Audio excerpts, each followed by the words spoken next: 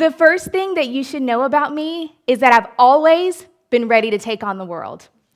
The second thing that you should know about me is that I'm not your stereotypical millennial. You see, I graduated from college in 4 years, earned a master's degree in 2 years while working full-time. I did not move back in with my mom and dad to sleep on their couch. Instead, at age 26, I bought my first house and a new car. I was living the American dream. I know what you're thinking.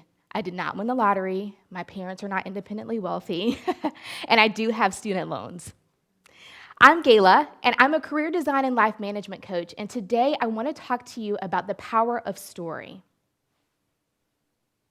Stories are critical to our development and how we see the rest of the world.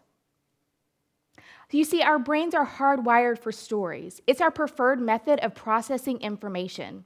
Think about it. Everything around you is a story. Television, movies, songs on the radio, magazine articles, newspaper articles, conversations with friends. They're all stories. Stories engage our 5 senses, and when our 5 senses are engaged, it stimulates multiple areas of the brain.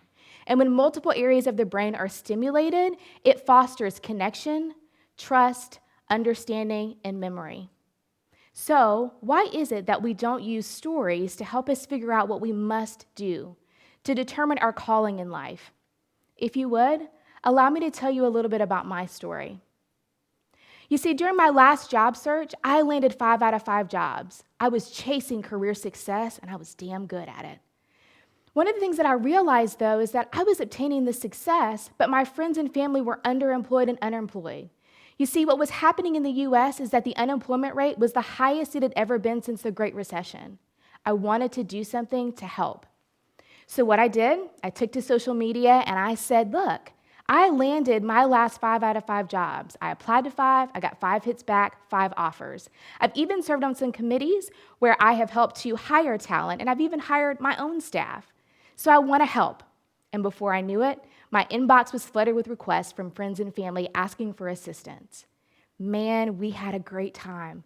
Friends would come to me and say, here's my resume, here's my cover letter. What do you think I should do about my job search strategy? What tips do you have for interviewing? I was helping them left and right, and before I knew it, they were landing jobs left and right. I created basically a hobby. You see, I had a 9-to-5 that I was working, but the work that I was doing with my clients, with my friends, my family, it was meaningful to me. I felt alive. I had found something much deeper than I thought. I called my mother, and I said, hey, Mom, you know that little side hustle that I have going where I write these resumes and help people find the job? She said, yeah, absolutely. I said, I think that I'm going to quit my job and do that full time. She was quiet. She was like, no, ma'am. Your father and I did not work as hard as we did to help you get to where you are today, for you to quit your job and go do some little cute side hobby. And she was right.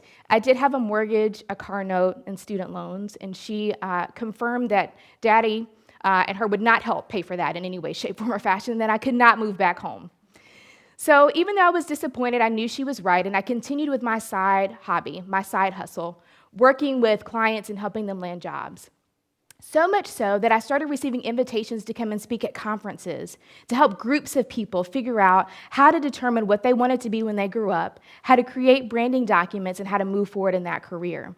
Before I knew it, I had 2 corporate contracts. One was an offer to travel across the country to speak to other millennials and recent college graduates to help them learn the job. The other was to be a resume consultant for a prominent sales organization. I found myself at a crossroads.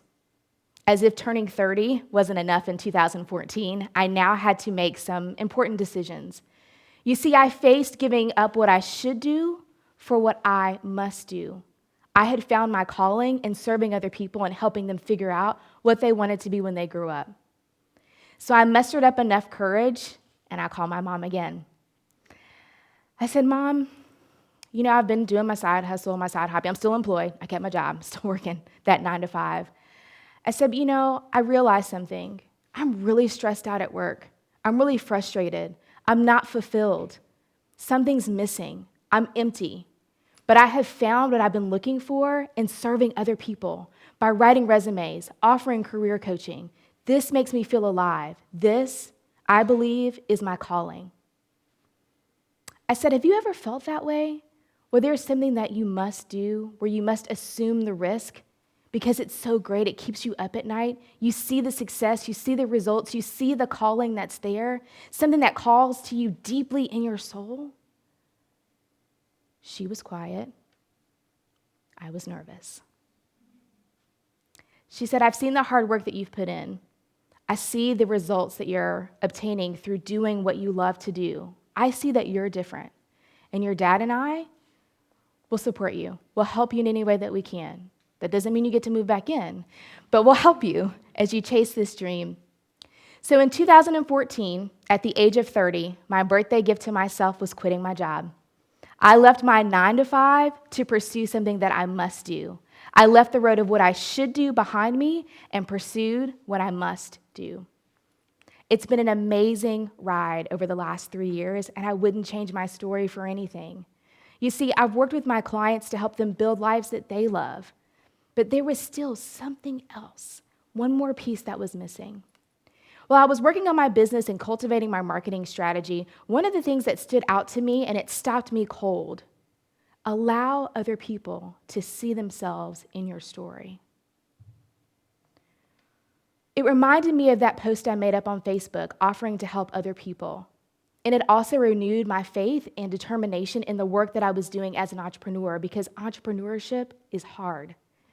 So I took to my website and I wrote my story, all the nitty-gritty details, and put it on the website. I was exposed. My personal narrative is there for the world to see. And let me tell you what happened. My business exploded. So one of the things I thought about doing is, if I've seen this success in my business and telling my personal narrative and opening up and sharing my story, I wonder if it would be true for my clients. So my clients and I started writing their personal narratives, going back through their childhood, memories, moments where they caught glimpses of their purpose, identifying their strengths, their values, who they were versus what they did, and we started telling those stories.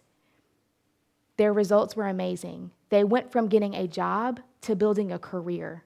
And not only did they find career success, they were finding personal satisfaction and success as well. So today, I hope that I've inspired you to think about your own personal narrative.